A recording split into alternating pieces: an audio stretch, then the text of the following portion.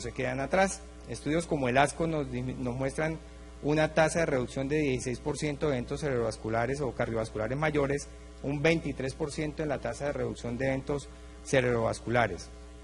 O sea, definitivamente por eso las guías recomiendan que usemos terapia combinada temprana, esto es desde el 2003, pacientes que tenían cifras históricas mayores a 20 milímetros de mercurio de la meta o diastólica mayores a 10 milímetros de mercurio, deben empezar terapia combinada.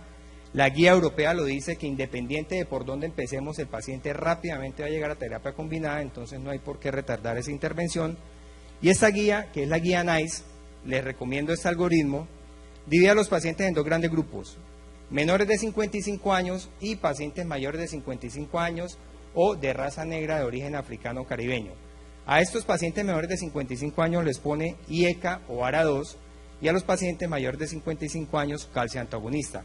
Pero si el paciente en las 2 semanas no está en metas, le pone los dos, combina rápidamente la terapia y si a las siguientes 2 semanas no está en metas, le da bloqueador de receptor de angiotensina o IECA, calcio antagonista más diurético.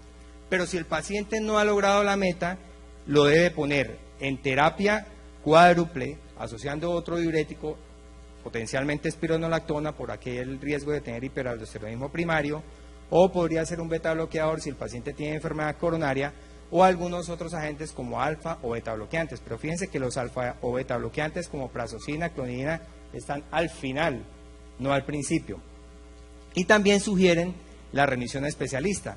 ¿Por qué remitir a un especialista? Probablemente porque a futuro vamos a ver cómo hay terapias nuevas como la terapia de denervación renal, en la cual nosotros, por medio de ciertos catéteres, podemos bloquear todo el aferente simpático que lleva esos estímulos de vasoconstricción.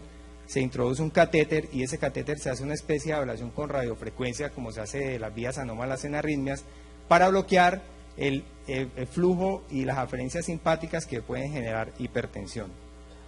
Hasta el momento podemos decir que definitivamente la base del tratamiento de los pacientes hipertensos es el bloqueo del sistema renina-angiotensina-aldosterona.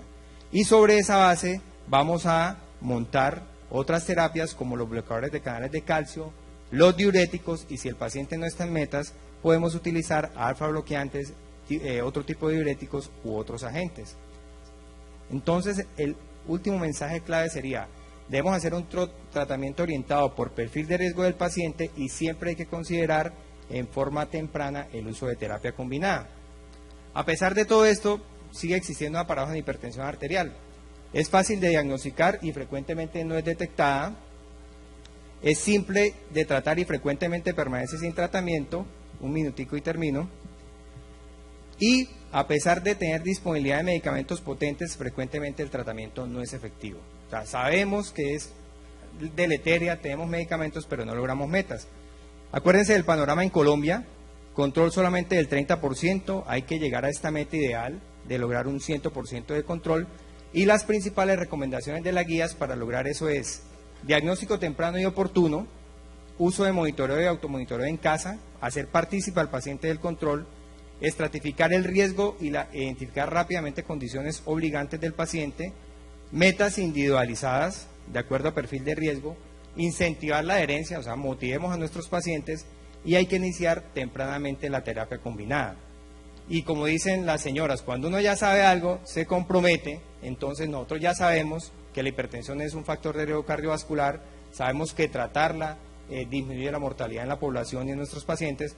Entonces tenemos que pasar de esa buena capacidad que tenemos de aprender al hacer, ¿sí? Y para eso tenemos que modificar nuestras conductas, como lo decía el doctor Valentín Fuster. Muchas gracias, eso era todo lo que tenía.